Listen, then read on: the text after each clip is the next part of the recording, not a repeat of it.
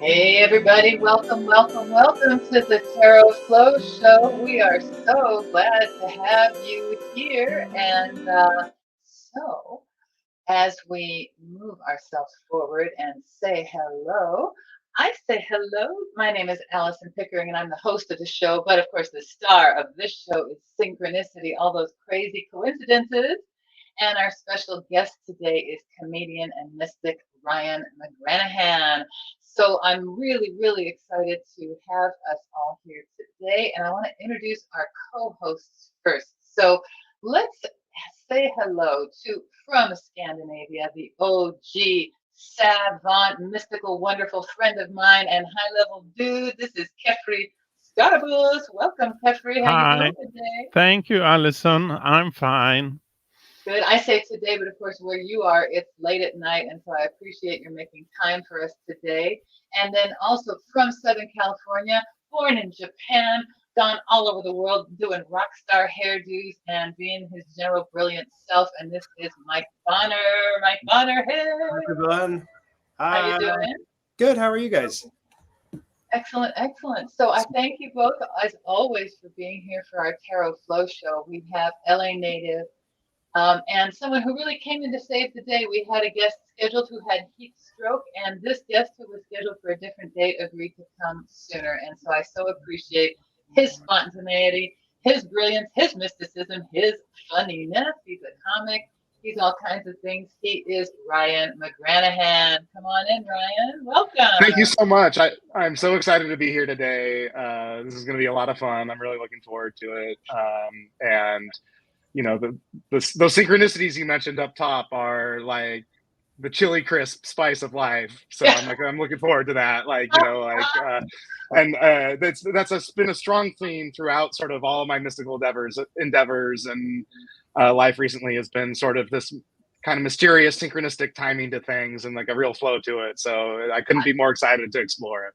I'm so glad you're here, and I couldn't agree more in terms of when you start thinking about these things, all of a sudden things around you start changing in really unexpected ways, in very synchronistic ways, and you're like, that's crazy. And then, but it keeps on happening, and it's just like, well, the odds, and if you have any kind of mathematical sense, you're like, this is crazy, and it's crazier, and and the odds just keep getting weirder and weirder. So anyway, that's why we come together and do this kind of thing, because it's a lot of fun to witness, and that's what we're going to do today. So let's take a look at our flow today. And Ryan, before, sorry to jump around, but let us know, give us a couple of words, a little bit about you in terms of your history with tarot. Is this something that you discovered at the time you are in your life now? Is it recent? Is this in your childhood? At what point did you say, oh, these are interesting? Or did you? Well, obviously you did. You've done a lot of professional things with tarot. So tell us a bit about that. So I was very closed-minded to esoteric stuff, real eye roll, kind of conservative, like nobody smart wastes time on this kind of knee-jerk reaction to it for a long time. And then after one of my first post-college jobs, I ended up joining a theater company and just becoming like a little bit more liberal through that and sort of opening my eyes up to weirder things. And then I had this period in my life where I'd had something a little bit traumatic happen. I ended up moving. Like I didn't have a falling out, but I was kind of cut off from my typical friend group, and I was looking for new friends. And I joined a 420 yoga studio in Atwater Village. Just on, I was that like, where people get 420 before they do their yoga? yes. There you go. Okay. And I was like, I know nothing about what this is going to be like, except I don't think people are going to be mean. Like for sure, those are kind people. Like they might be silly. Like I might not get on with them, but like everyone there is going to be friendly. And right, woo woo. So you don't have to take it seriously, but at least they'll be nice. Yeah, and like stoner yogis, I just felt like I don't know how that presents, but I'm sure it doesn't present chip on its shoulder. and that turned out to be accurate, but also because before my first yoga class I did indulge a little bit. All these things that they asked me to do that I would normally be resistant towards, I just went with, and it was amazing. And that actually coincided with I've been listening to lectures from this Gnostic bishop, Stephen Heller, online here or there, and it's an I had acquired imagined, taste, but you're one of the few who've acquired it, and welcome to the fold. I had imagined, because it was of such interest to me, that these like I thought this took place like in the Shrine Auditorium with hundreds of people listening to this man speak. And then driving back from that yoga studio one day, I drove past the Ecclesia Gnostica's Atwater Village outpost, and I was like, "Oh, that's the place. Like that's where the lectures come. You have to stop by there one day." And after kind of dipping my toe in a little bit and just progressively becoming more comfortable, one of the first things that I found there that attracted me was the book that was written on tarot by the bishop there, and then just going into the readings and exploring things that way and doing some path working. And then I wasn't ready to be like super serious about it. So in my 20s, when I bought my first deck, I got a steampunk tarot deck because like steampunk anything is cool. Yeah, yeah. So I was like, cool. well, even lots of fun to dress up in too. And it just became, I had so much fun doing the readings with that and stuff that I became like, I started collecting decks very quickly after buying that one. And okay, so here's the hardcore question now, because I've got a few of mine behind me in that box and stuff, and then Kefri has a few too. Are you super acquisitive? How crazy have you gotten? How many do you have? I give away a lot of decks because I get scared when I see the pile grow past a certain point. So I'm like, what do you maybe not feel as warmly about than when you decided to buy it? But I have probably right around 35 without having to count. Well, go Ryan. That's fabulous. That's a lot of fun. That's really cool. So I appreciate your sharing that, and I also will tease. We'll talk a little bit about at the end about some of your professional work in terms of shows and performance and things like that, because it all seems to be intertwined as you've developed your oeuvre, your work. Oh yes, so that's wonderful. That's wonderful. Let's take a look at the flow that we're gonna have for today.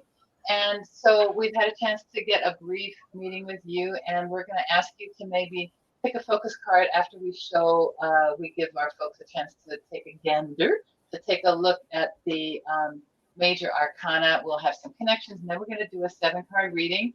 And we all grew up, so Mike is from Los Angeles, I'm from Los Angeles, Kefri is not from Los Angeles, but Ryan is. And if you have spent any time in this town, it's an industry town, it's a movie town because of so many people who are involved in the industry and who work in the industry. You called yourself like industry adjacent, I think. And I got a lot of family in this industry and everything. And all over town are these billboards that say for your consideration in case somebody to get people to vote for someone for the Academy Awards. So like Meryl Streep, it'll say like for your consideration. It'll have, although she doesn't need advertising to, get the Oscar, but it'll have the actor up there, in this role, such and such. And so I put these readings out there kind of for people to consider, consider this. And for you, when you get the reading today, you'll be considering this in your internal kind of process. And that's what it is. We're not telling the future. We're not pretending to be anything. This isn't what this is. And you really keyed in on it, Ryan. And so we are doing something a little bit shallow seeming today and entertaining, which is the play with the cards, the divination with the cards. And then there's that also a more meditative or spiritual aspect that you had mentioned, which is the idea of pathwork. And pathwork is a connection, and perhaps in our reading, if we want to get into some of that Kabbalistic pathwork, we can make those references as appropriate. But that's a more internal, personal, self-developmental, spiritual sourcing kind of process that people do, and the tarot cards can be very supportive in that. And I believe that part of the support in this is the fact that they're not words, but they're images. And so we're dealing with another aspect of our thinking, which is that image frame. So anyway, enough about this and me. Let's take a look now at our major arcana. And so let's bring in our characters here. And our first major of the majors is the Fool. And if you're familiar at all with tarot, you know that this Fool is very central. He's zero. He's kind of nothing and everything. He's the spirit getting ready to jump into another manifestation. And he's got a lot going on there. We could unpack this card for quite a long time. Let's see his adventure. And so one of the metaphors for the major arcana, which are 22 of the 78 cards, the deck has two separate kind of origins historically. And the 22 majors are kind of like the soul's journey. And so as we look at the soul's journey, and I'm going to bring this up a little bit larger, if that's all right. The card number one is the Magician. That's kind of like the inception of the spiritual kind of yang, moving forward kind of energy, a dynamic kind of energy. And then you have the spiritual feminine with a High Priestess, which is very receptive. You have a spiritual mother and father, or physical feminine, masculine type figure. And again, these are generalizations. It's not about gender. This is about polarity and dynamics and archetypes. It's not about physical reality. The Hierophant is a teaching kind of figure. This is the learnings, the social mores. The Lovers are the interactions with others and the choices that we make. The Chariot is our, let me get this photo out of the way. The Chariot is our movement from ourselves out into the world. Strength is mastering those passions that we encounter. The Hermit is that solitude and that path work you were mentioning.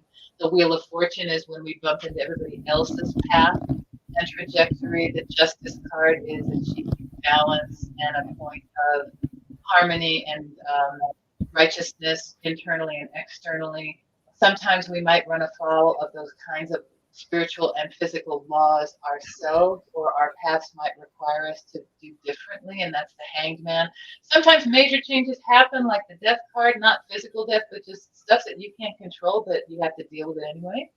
It forces a change, and the Temperance is learning to survive those tests and continue on the road. The Devil card is the obligations and chains that we have here in the 3D, also our ego illusions and ego trips that we go on, and sometimes spirit will come on in and reality comes on in to knock our little crown off and take us out of our ivory tower, but hope does spring eternal.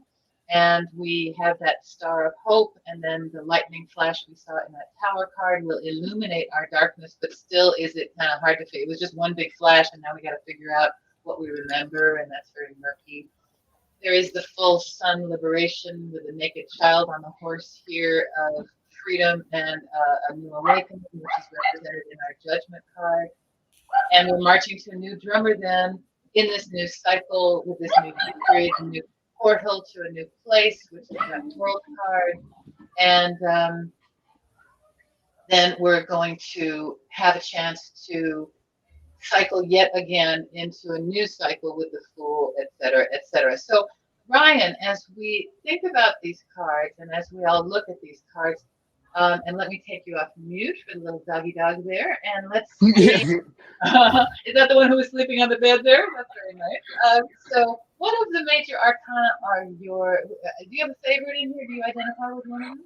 I have a few that I feel drawn to. I've had to make I've kind of had to pick my piece with the Hangman. I really like the Tower because it's not the most fun, but it's important. And I think those Tower experiences, especially when you're on the other side of some of them and you've survived, like it's important to not just move on without some appreciation of how it all, like what it was all about and how it all went down. So well said.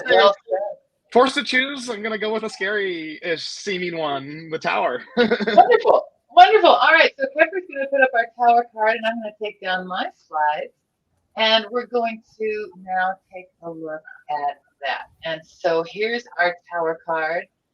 And I mentioned the Ivory Tower, so let's kind of start with that idea of the Ivory Tower. Ivory Tower, what is that representing? That's representing our fixed ideas of how things are.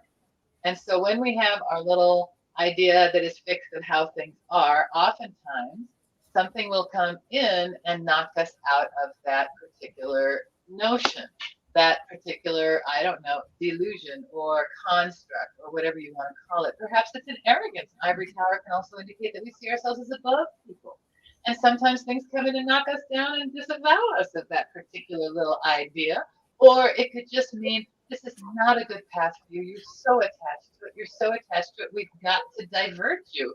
And so something comes in to just, make that adjustment in the pathway so that you're forced to make an adjustment, and it flips your lid and it knocks you over, and there's so many verbal metaphors that we have for this kind of phenomenon. If you look at the arrow up here, you'll see that the configurator, or the shape, that particular funny shape of that, not the arrow, it is an arrow, but that lightning bolt, which is an arrow, is the Kabbalistic tree of life arrow, the direction in which the God force energy, shall we say, comes through the different sephirot down to the earth plane. And that's that little straight part at the end by the arrow's point. And it points to the earth plane.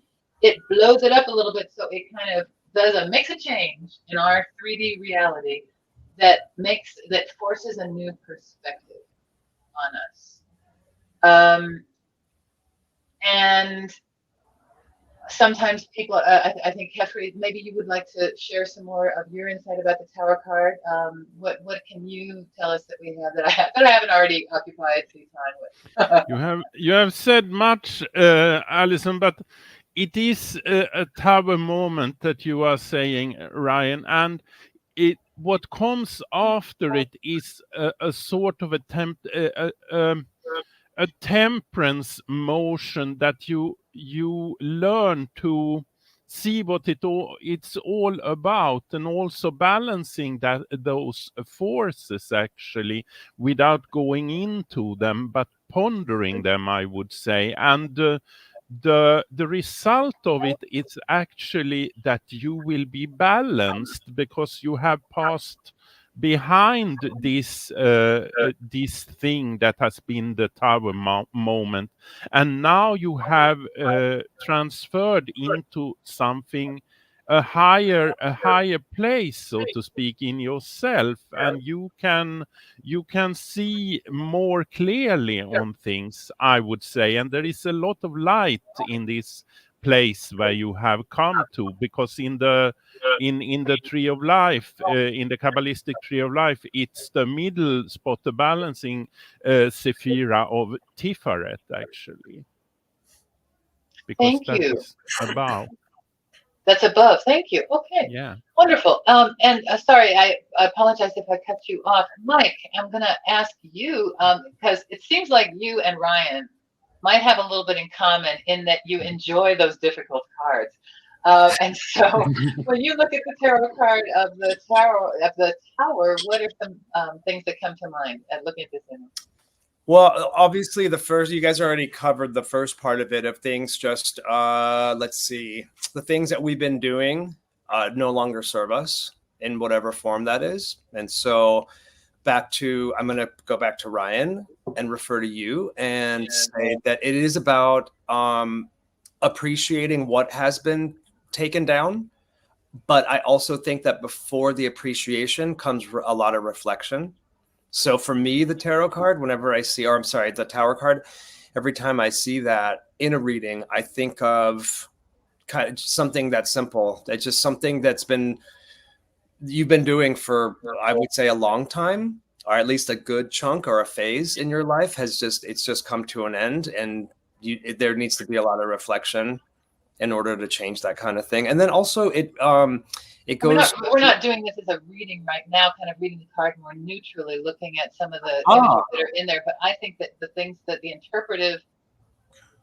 interpretations that you've mentioned are super important, because this isn't a card that has to accompany your entire life. But in this moment today, this is the one that you selected. So yes, it's appropriate to read it, and we're trying to unpack it on a neutral way as well. So you're sitting on that fence in a beautiful way. I thank you for that.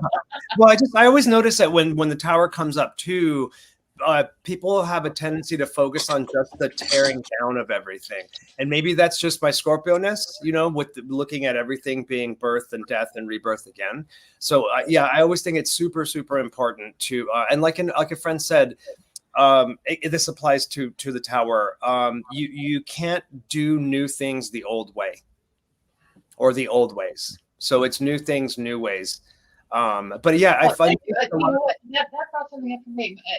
is the idea of the definition of insanity being trying to do a new thing the same way over and over again, or trying to get new results from the same thing over and over. This is the knocking you out of your insanity. Right. Well, and some people are really stubborn and they stay stuck in that tower. in our notions, in our construct, in our and so in that idea that we are co-creators of the reality in us. So this is the co-creation coming in and say, hey, by the way, we need to kind of knock this down, rebuild, you know, right. Get out of the tower, because you alone have isolated yourself in this unviable structure, you know. Yeah. And I mean, in my own personal experience, when I've done readings and the tower comes up, I noticed that who I'm reading for generally, maybe, let's be fair, let's say half the time, they tend to be that person stuck in the tower, even though it's on fire and coming down. And I tell them to take the focus off of that. You know, look at after you've jumped out of that tower. That's what you have to focus on, not the actual tower itself, if that makes any sense. To me, that's the kind of the easy part of the tower card. Having it bring up and really, really putting it in front of your face what these things that need to change are. But again, I believe that's where the focus needs to lie versus being stuck in that tower. That's just my personal experience when that card comes up in a reading. I feel like I have to always really try to get them to look at the end result, if that makes sense, or what the end result would be, or how to start getting there. Don't focus too much on that tower. Got it. Thank you so much. I appreciate that. Any words of wisdom from you, Ryan? You're the one who picked it. What calls to you from this card? Well, yeah, the two things I wanted to mention is, one of the things that draws me to it is the sense of the divine, or an order, like a higher purpose behind it. And I learned to read tarot with the Rider-Waite deck, but now I'm much more often reading from Marseille deck. And that's a hard I won't butcher the French pronunciation, but the translation of the Tower card is not the tower or anything like that. It's the House of God. Yes, that's right. I think that's an interesting difference in how the deck is presented, but very much in line with what we've been speaking about today in terms of it. And then also with the idea that the tower's on fire, maybe it's time to leave. I watched this thing where people die when restaurants catch fire because they're waiting to pay the bill. Like, they don't realize that their plan was to eat and pay, and they don't realize, no, the building's on fire. That changes the plan. And so it's like, I think sometimes it's like the tower, it would be less destructive if we actually responded to it instead of pretending what was happening wasn't happening. Yeah. And that was well said. So that white tower can represent our power of denial. There was a scene in the Girl with the Dragon Tattoo with Daniel Craig, and he's getting lured into the house of the murderer guy, and the guy laughs at him after he has him tied up and strung up. He's like, people are so they let their manners and their desire to not be impolite, and they'll walk into danger so as not to be impolite, and so it's a similar kind of thing, that our social mores can push us to the degree that it maybe endangers us, but we are so attached to those versus the unknown. Mm-hmm. And so that perhaps is another yet another way, because you, Kefri, have used the term fractal. When let's go back a bit to just the majors in general, all of these and the Fool card, all of the tarot cards could be seen as fractals, because as the more you go into them, the more they multiply and show you more and show you more and show you more, like life itself. And so there we go. So what we're going to do right now, if that's okay, is segue a bit into our actual reading after we do a bit of another tour. So let's, I'm going to just jump over here and show us what we're going to be doing in terms of the reading. So as a 7-card reading, I chose this chariot there just to accompany us. And we're going to look at the whatever issue at hand, and you can think about right now, Ryan, you don't have to tell me yet, but just whatever we might be looking at, or we can just go at it cold. We're going to look at kind of a trajectory or a timeline. This could be with centering you in the present time right now, or it could, look at the lowercase down below, it could be looking at something that happened in the past And now we're looking at that arc. First, this happened, and then that happened, and then. And so that it's going to represent kind of a timeline. And then on the top, around either side of this topic card, is the idea of advice, cautionary advice. You might tend to maybe want to do this, but perhaps it would be better not to. Perhaps that's a tower direction, don't do that. Maybe not so strong. Maybe it's more just a cautionary. And then on the right, you have an advice card, which is more supportive to the general good, shall we say, to your development, to the improvement of all. And then on the right, we're going to pull at the end a larger card, a helper card, to kind of give us a farewell and a blessing and some considerations to synthesize this whole experience. So that's large terms for a little experience that we're going to have about over the next 20 minutes or so. What questions? Oh, and then let me go ahead and just give people a tour of the rest of the cards. So we did show our majors. Our minors, so we said that the tarot deck is 78 cards. There are 22 of the majors. And then there are 56 of the minors, and they're divided into 4 suits. And you can probably pick up on the idea that these are the ancestors to the playing cards that they use in Vegas, or you might play gin rummy with, or whatever. And there's an ace through 10 of each one, and then there are 4 court cards. And I have this slide up so we can see the different suits.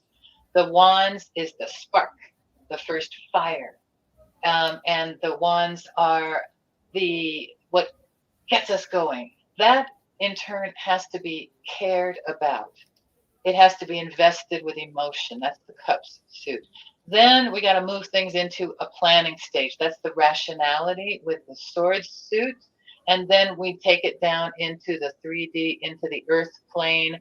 Kefra used the term the other day that we are in a cube on the earth. And Mike, you kind of went, what? And the connection that I made with that is that we are in the 3D, and the graphic definition of a 3D is a cube. And that's where we are. And it's this slow place where we have to function in time.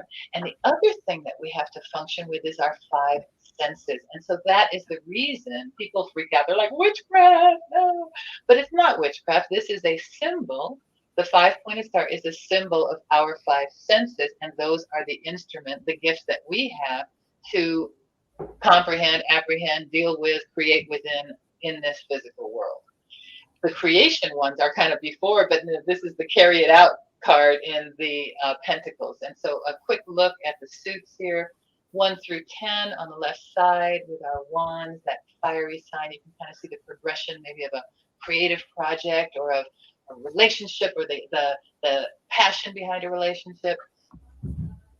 You can see a lot of the fire symbols. It's the suit of fire. You can see those in the court cards with our page, knight, king, and queen. There's salamanders, there's flames, there's sunflowers, there's pyramids, there's deserts, all that kind of stuff.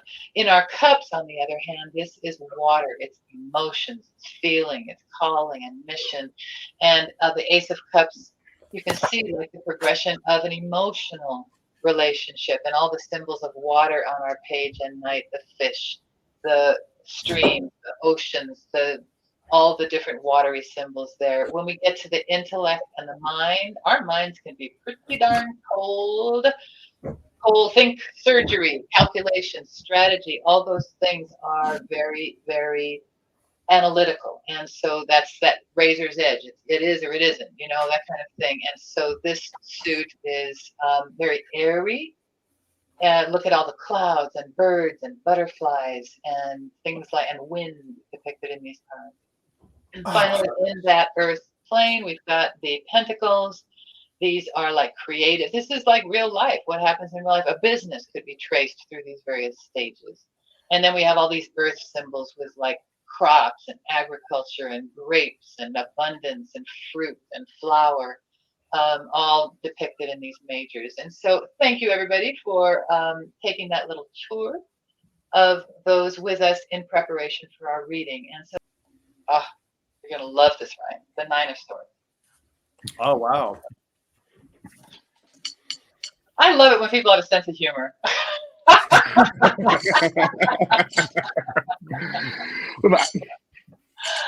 All right. So any one of us could read this deck. And so who wants to start? I will certainly start because that's my usual habit. And it is, I am the host. And so let me do this. All right. We looked at that devil. So let's say that this is still plaguing you. You're still hung up on her. You're still carrying the torch for this girl. And you're still entertaining dreams about what might be if you reconciled and what coulda, woulda, shoulda been. And oh my gosh, and why didn't I do that? And all that kind of stuff. By the way, all of this mental agony of what I coulda, woulda, shoulda done is your recommendation. It's good to, so perhaps you are familiar with EFT. It's a kind of tapping where you tap on your different meridian energy points, and you and under here, so it's you tap, and then at the crown of your head, and so you're basically activating your Chinese, all of us, they're not Chinese meridians, they are meridians that are some of the highlight of Chinese medicine, these energy meridians that we have, and the tapping on them activates them all to kind of buzz your body as you contemplate some of the things that you might have done that were ignorant to what you know now, and whatever the case may be. All of us wish things could have been different potentially, and all of us are so if we're on the path, Ryan, and you have talked about being on the path, this can be some of it because you're in a reflective mode, and as you look back and as you reflect, and also as you perhaps blame yourself or have your regrets or whatever, and it may be that you did some silly stuff out of insecurity, out of need, out of whatever, and it doesn't matter. It all doesn't matter. It's all part of the larger scope of things. The recommendation on or your future card, or the future card now, is now the Hierophant. So maybe that's where you're sitting right now. And as you're moving into this, as you sit in this particular fire, as they say, of the, and so the tapping often, to go back to that in terms of this 9. Catherine, would you mind putting up that that 9 of Swords? I'm bumping around in this reading, and I apologize to anybody who's getting confused. But the recommendation on this is an unusual one. The recommendation on this is the 9 of Swords, which means to not, so it is actually recommending you to get analytical about this, but also get cold about it, because you don't have to be self-critical if you can be forgiving. And the forgiveness is of yourself. You need to give yourself the blessing of understanding that you learned a lot, and so did she, hopefully. Or maybe you invested a lot in someone who was not able to deal with your depths, and you kept trying to show her, and she just wasn't receptive. And you've wasted so much time on this thing, and so all these kinds of things. But the key in this is that you came to it in a sincere way. You wanted depth and weren't able to find it. And that 9 is reflected on the other side in your recommendation against, in this Hermit card. And so the recommendation against for you is to don't get so analytic in this that you isolate yourself to a place of weirdo-ness, and you're not that person. You can be quite a lot, and you can be a good partner, and you can be a solid conversationalist, and you can be a loving person, and you can be all the things that you know that you are. And the recommendation of the 9 of Swords card is to stop torturing yourself. So as you are reflective and you think about it, stop torturing yourself. Get a good night's sleep, and then figure out what the smartest move is in terms of connecting with people, which is usually something of involving mutual interests or something along those lines, so that, and some kind of esoteric whatever. And, you know, it's, being a single person is not a delightful experience. But it's an experience nonetheless, and it's part of the pathway. And so the Hermit is perhaps saying here, go to that Hermit card, Jeffrey, if you don't mind. Yeah. You don't have to do this alone. You can continue your studies and get deeper and deeper in the company of somebody else. This is not time. You're not that old. It's not a punishment. You don't deserve to be alone.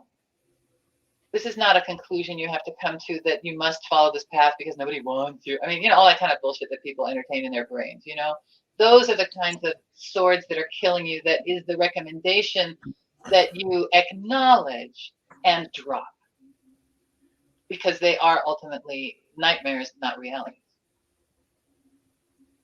The reality down below is this wisdom that you're getting into, and that is, and look, by the way, at the disproportionality of majors to minors in this. We're at a 50-50, whereas we'd be at less than a third in the proportions of the regular deck. And this trajectory of the Magician, and then the 7, and then the Hierophant. Let's put up the Hierophant, if you don't mind, Kefri. Yeah. And looking at that Hierophant is, you have a certain perspective. You have a good perspective in terms of your thinking. I think that it will be helpful for you to adopt that into yourself, the philosophical perspective that, life is long, and this is one of the blessings. This experience that you have is a blessing for you. You are a blessing for the next person down the line. And I would, there's another piece in here coming up that's kind of like, I don't know why I'm saying this, but go old school in the dating thing. I wouldn't go to the apps in this. I think, this is not necessarily the recommendation card, but but maybe use the technology to find affinity, but not necessarily just to hook up and look for affinity after. That kind of thing.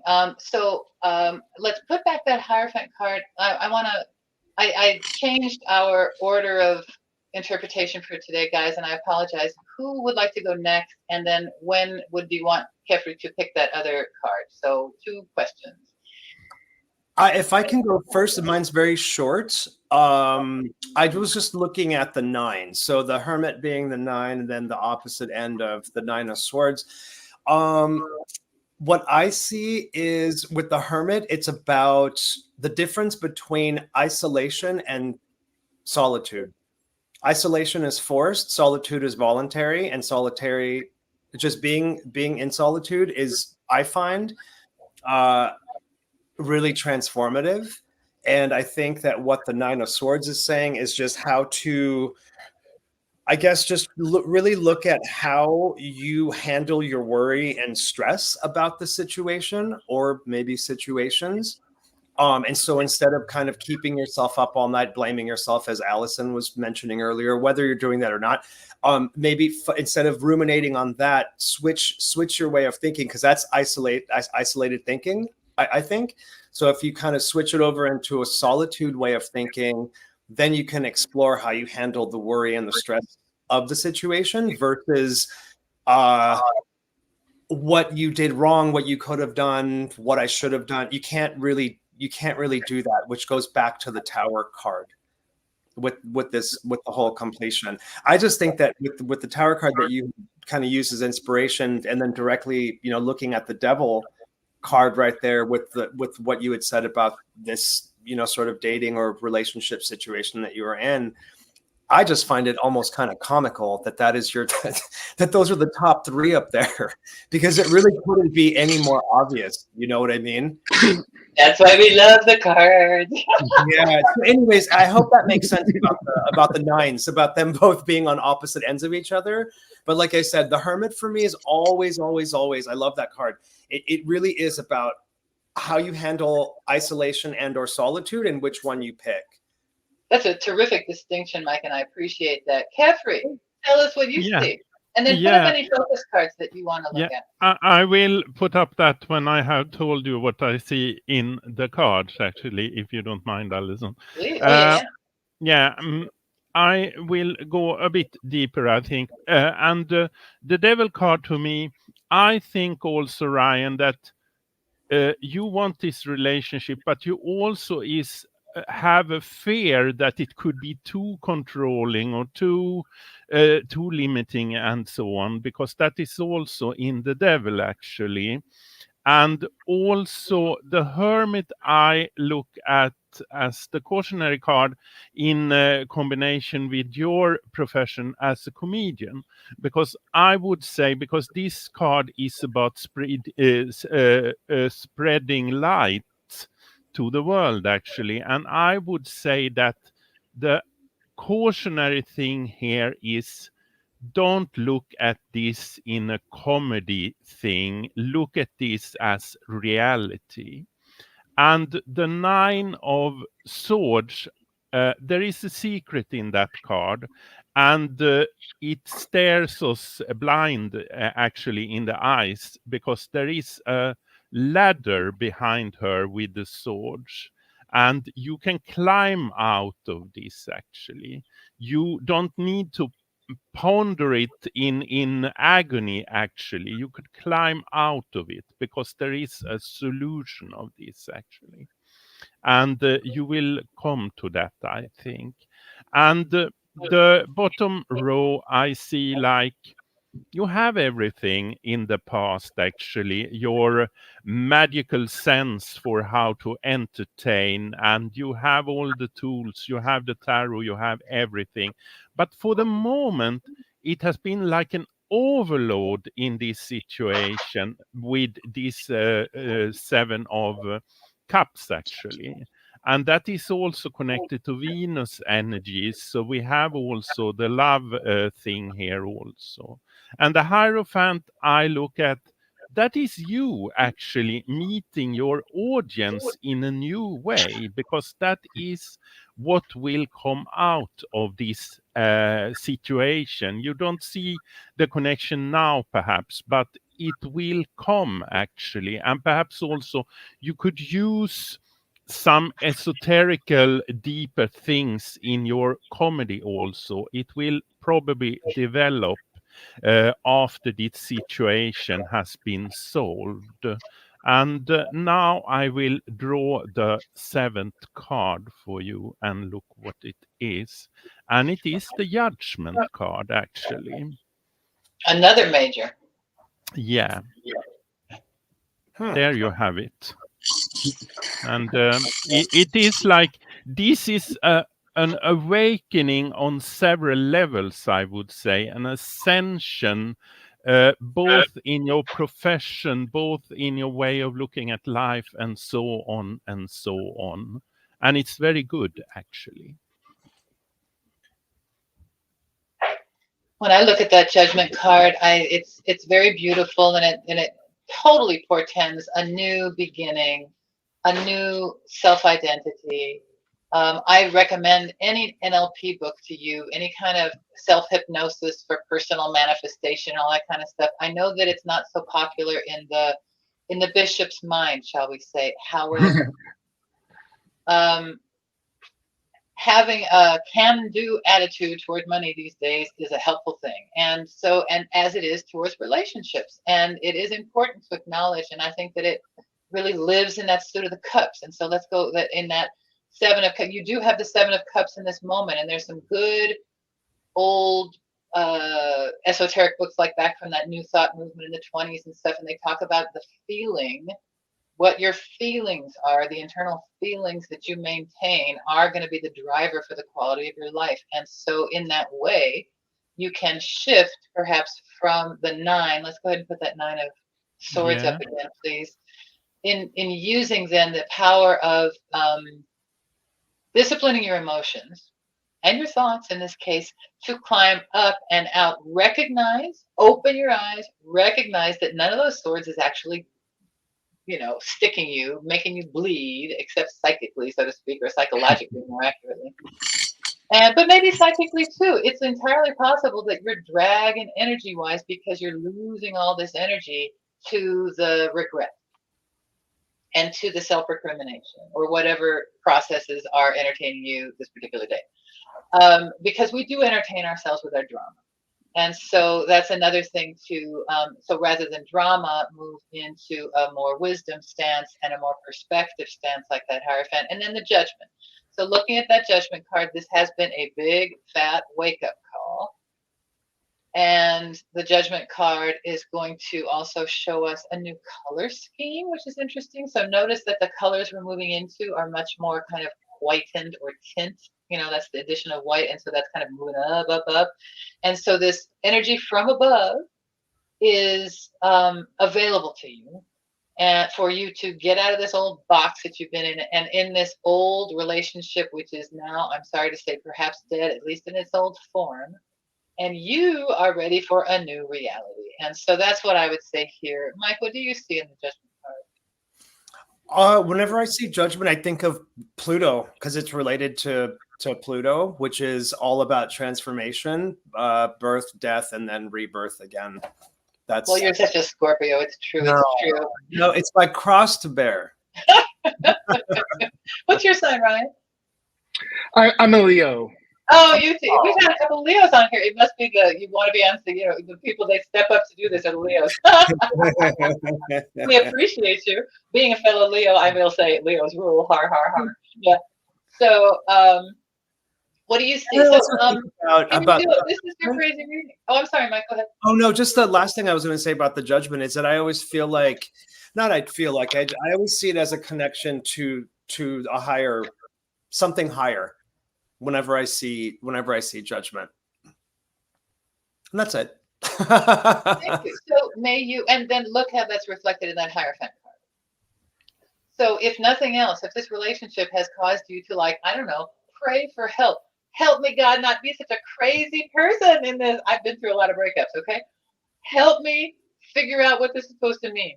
Help me, please, to line this up. Help me, please, to make something good of this. All these things, all of those are really good things to ask. Maybe it goes back. Maybe it goes back to what I was saying earlier about not doing the old things, old ways. You know, right? So instead of that's what I mean. I guess what I'm saying is maybe your approach to this past relationship or whatever, dating, whatever this was. You were just doing it all the old way, which served you before. But maybe this is just a really big light onto you to just maybe this moving forward to start looking at relationships and how you approach relationships. Or I like to say, like, you have your old relationship boots that you worn for a really long time, and they're all worn out and comfortable and beaten up and all of this stuff, and they're sitting by the door, and then you meet somebody new and you put those old ones back on, but they're the wrong shoe for this new thing. Does that make sense? And maybe that's why this person came up into your life, was to basically show you your patterns that used to serve you but no longer do. Maybe. What do you see when you look at this reading? Are you asking me? No, I'm actually trying to do something cute here. Give me a moment. Is this?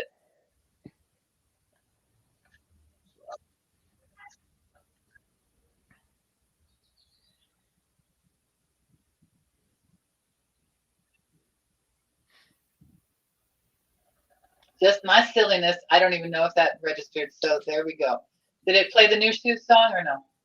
No. Nothing. Oh, okay. I was playing Paolo Nutini. I got my new shoes on. That was my attempt. We're gonna cut out that entire segment of this video. We could hum it for you. We could. So I'm going to do this just so I can see where in this segment we're going to cut it out. Okay. So Ryan, this is your interesting reading. You've been listening to us prattle on about it. What do you see when you look at this, if you would like to share? And of course, it is your discretion, of course, whether you want to be out there with all of this. You've already chosen to be. Sure. It's like I don't mind my personal business being out there as long as I'm the one putting it out. So it's like, yeah, I love to see the devil card come out early, where that resounded with just sort of some of the chaos around the beginning of the relationship, and but also just during the relationship, there was a song I was listening to by an artist called Amigo the Devil called Hell in You.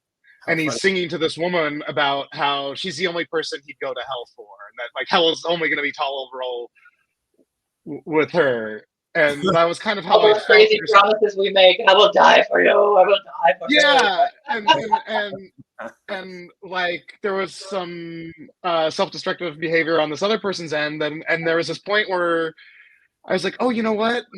No, that's not a good song. I won't go to hell with you. Like I don't want to do that at all. Like, you know, like I'll stay here and like ask for you to come back, but I'm actually gonna not be on that journey. And that was like a big realization. And then also just with the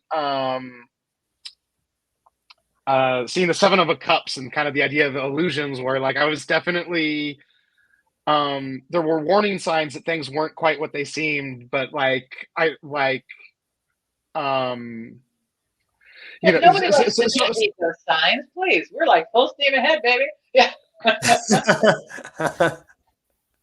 And then like the you know like with the chains and the idea of maybe still being like hung up a little, where I just feel like I've started to get past that and slip those chains off, where I had this realization where I was like, oh, I can't actually turn my heart off. I can recognize that my love for this person is never going to be healthy, like from the stage where I am. And so like that was like the beginning of like kind of starting to feel like not wishing there was a way to figure out how to get the result I want or things like that, and to really just kind of move on. And then I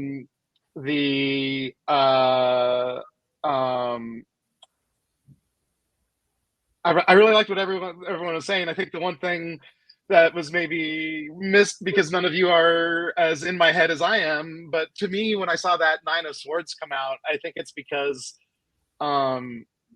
there's someone I'm interested in pursuing a new relationship with, and I have all these internalized fears, and I think that's showing me that it's like, oh,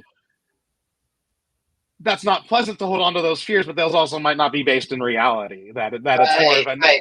Oh, this they're not reality. like, the same thing will happen again as a nightmare, not necessarily what will, or this person will say no, and it's like, well, actually, that's win-win, because like I still like this person. Like asking them out isn't going to hurt things, and if they say no, then our relationship is going to go a different way. But like we'll actually know, instead of this projection where one minute this potential new relationship is going to be the love of my life, and the next definitely not, and I'm foolish for thinking. It's like, oh, we're going to end that. We're going to find out what the situation is kind of my taking from the swords. It's like, I love it. And then also that accompanies that kind of adulthood thing of the Hierophant in terms of having a more mature outlook. There was a really good article in The Guardian the last couple of days, and I think it was in The Guardian, and it was basically talking about when a man doesn't call you, what does it mean? But it was an interesting article because it was talking about having a mature attitude towards love.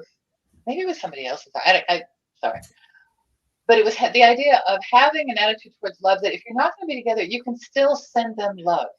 You can still wish them well. You can still, and I don't know if you've been at any of those Thursday Sophia ceremonies so there's a part in the service where you are kind of going in concentric circles and sending love forth. And so you say, to those who I love, may love go forth. To my family and friends, may love go forth. To my coworkers, you know, and you just start going, and then it starts getting to those who have abused me, may love go forth. To my enemies, may love go forth. You know, and it starts really pushing the envelope of who you can love and who you're sending it to. And it's a very powerful thing, I believe. And so that is a way to move this into a mature place in your heart that doesn't require it to fill your needs for approval or for what does it mean to be in a relationship with her is that she didn't reject you. And so, you know, all these kinds of things, you know, it's there's so many things like those why exercises. Well, why about this? And then why? And you just go like 7 levels of why. And it always comes out to be like, because I wanted to be loved, you know, or because I loved. And it's always kind of down to this thing. Whereas if we can get to a more mature viewpoint on love that Hierophant represents, and then the Judgment also represents, because that's a higher form of love. Right.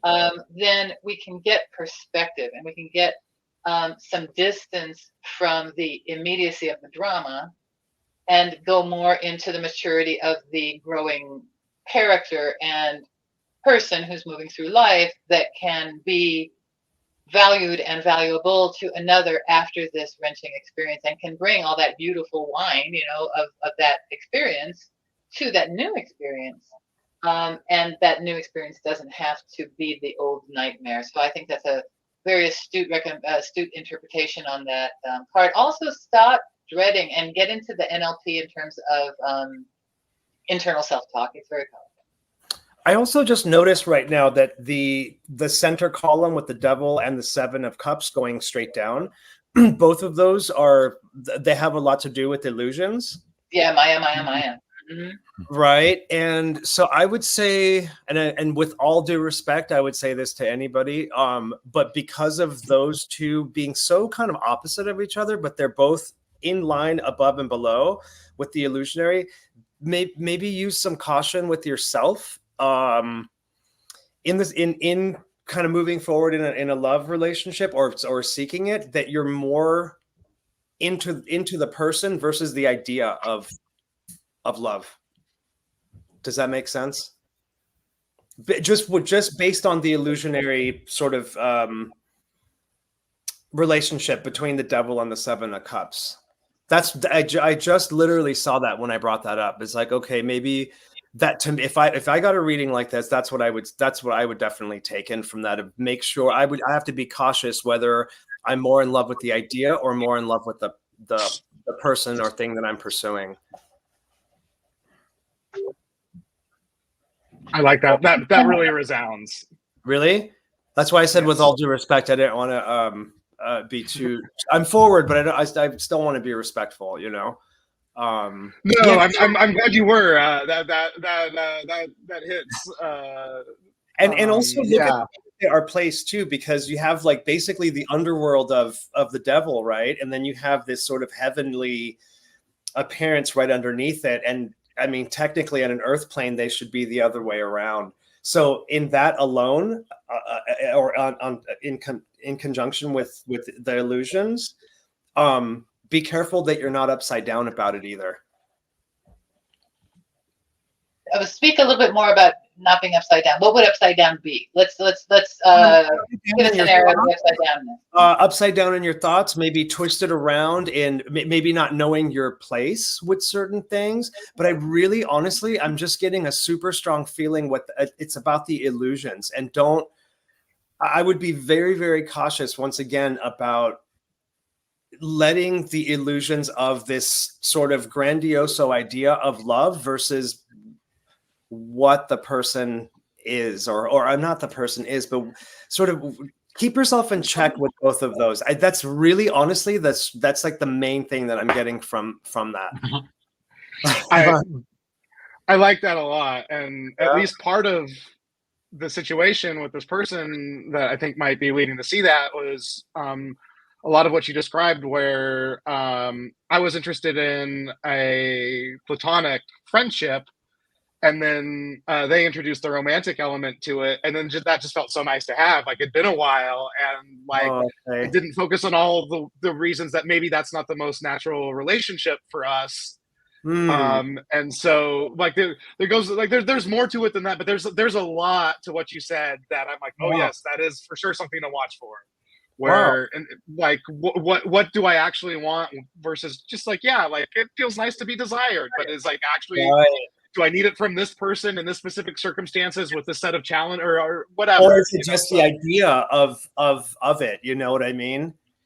Because I asked myself, who doesn't like to be loved and desired? Well, of course, but I mean, it sounds like what you're looking for is something that has a lot more longevity to it and a lot more stability and substance to it. And that's why, when I get into these situations, that's always what I ask myself too, is like, oh, this feels great. And this is all exciting and, blah, blah, blah, so on and so forth. But I have to always kind of basically going into that hermit position and just really thinking about, okay, am I more in love with the idea of this whole thing? And am I more excited about that? Or am I actually really excited about the the person and what that sort of where that would take me on the path that I'm already on. Like what sort of a sidetrack or just sort of a deviation will it take me on? Positive, negative, neutral, whatever. I always ask myself that, you know. But I don't know, God, I don't know why it didn't stand out before, but just for some reason at that moment, it just really, like I just saw this complete, almost like clouds kind of are still coming out of that middle column. And then I immediately noticed that, you know, devil and the heavenly picture are just completely reversed. So I just, again, illusion, just be cautionary of all the illusions or the ones that any illusions that you might be creating or the other person that's creating for you, you know? I want to highlight some of the interpretation techniques that you were using in making these points, Mike. For example, he was looking at the positioning of the cards. So you've got this cloud of heavenly cups below this hell. And then you've got this heavenly angel coming in on a par with the devil over there. And so it's just sometimes it can be the direction that someone is looking. So the direction is not to look at that devil card. And that hermit card is don't keep looking back in isolation and loneliness. Look forward, put your hands down, open your eyes. It wasn't that bad. Let's get some perspective. Of how the top row, they're both looking opposite ways. Yeah, but yeah. So these are all little details that you can kind of notice that become relevant and all right. And then the book ending on the bottom of these two. But they're looking forward. Right. Right. They're right. Dead center, dead straight at you. There's no denying those, you know. The majors are looking right at you, but we can't see anybody else's face in the others, you know, right. in the only two minors that we have on this whole reading. Right. Because it's five, what is it, 5 majors? 1, 2, 3, 4, 5 majors. Yeah, this is a big deal for you. So regardless, that doesn't mean that this relationship was the greatest thing in your world, but it certainly was a lesson, and you can milk it and juice it for maximum wisdom, which is that Hierophant. Kefri, I think you wanted to say something. Yeah, the judgment also has a secret fire in it, the higher fire. So that is also coming out of this. And also there is a symbol for this also, and that is a tooth actually. So you can chew on it, so to speak. So that's also in this card actually. And the judgment takes you up to the 9, doesn't it? So when we look at here, for example, if we wanted to put up that Kabbalistic tree of life, Kefri, that big one up there, because this is something that we've looked at. So this may or may not be resonating for anybody who's looking at it right now, but what we're going to look at is the tree of life from Kabbalah. And each of, I don't know, it's going to be hard to see at this distance, perhaps, but so I'm going to go a little bit larger on the slide. No, that's not working, so disregard. In any case, each of the paths between the various stations on this ladder, from this kind of Jacob's ladder, this tree of life glyph that we're looking at, is assigned a little tarot card. And so we can look at all the different ones, but that big one that we saw, which was the judgment card, is the pathway between where we're at down in earth and going up to this halled place of analysis. And a kind of the victory of the cold look at things, the retrospective analysis. That's one of these things. This is the side of, not the mercy side. This is the side of harshness on the Kabbalah, and so this is that goes to that 9. It is the 9. It's in that 9 kind of, well, not really, is it? It's not the 9 position, but that pathway takes you to this place where you are contemplating the victory of. Is this right? Am I getting this right? No, it's glory. I don't know. I'm getting wrong on this. We're going to cut this part out too, so I'm going to wave my hands. I'm going to wait to cut all this interview. You're going to be the most edited one for my vanity purposes, Ryan. So let's look at that and do. Jeffrey, do you want to make any commentary? Yeah, the devil is here. So the path up to Tiferet is here, and also the 9 is here. And the path up to Tiferet is here. So there is going into the light of this, actually. So you're on the path. Pathwork. Very good. All right, everybody, we're going to pull this down, and we're going to praise and adore Ryan for joining us today, for being our guest. Yay! We appreciate you. Oh, this has been so fun. Thank you guys for reading for me. Nice. And not only was it fun, but like coming in hard with those insights in that 7-card reading, I really enjoyed that. Wonderful. Yay. Wonderful. So tell us, in terms of work and performance, are there any gigs or things that people can come out and see? Do you have a website for people to look at? We'll put those in the show notes. And if you want to tell us now, we can let people know on a call. Yeah, there's a show hosted in my backyard or my front yard called NoHo Comedy and Art Asylum Oh, that wonderful. happens every month. I'm not always on it, but it's always a good time. I'm always around. I sometimes read tarot at it. You can find that on Instagram. It's NoHo Asylum. And then I'm working on a couple weird storytelling shows that I don't have dates for, but if I figure that out the next day or two, I'll send you a link so you can drop that in show notes. For me. Wonderful. That I hope would be that the appreciated. thing in front of us is correct enough for people to locate you on Instagram. Will that work? I forget if that's the show. I'm Ryan's Got Stories on Instagram. I think it's Okay. NoHo Asylum, but I'm not positive. Maybe I'll get that for sure, and I'll send that to you if you're interested. Yeah, beautiful. I appreciate it. And so we thank you for joining us today. You're welcome to come back anytime as a co-host or as a guest reader or whatever we're talking about here, because this is a lot of fun and it's nice to have people who know what they're doing. And we appreciate you stepping in at the last minute. And thank you again for joining us, Ryan. So on behalf of Mike and Kefri, I thank you. Any final words, people, before we say bye-bye? No, it was nice to meet you, Ryan. Yeah. Absolute pleasure. Thank you. Thank you all. All right. Genuinely. Thanks so much for joining us. We'll see you soon. Bye-bye, everybody. Bye. Bye. And there we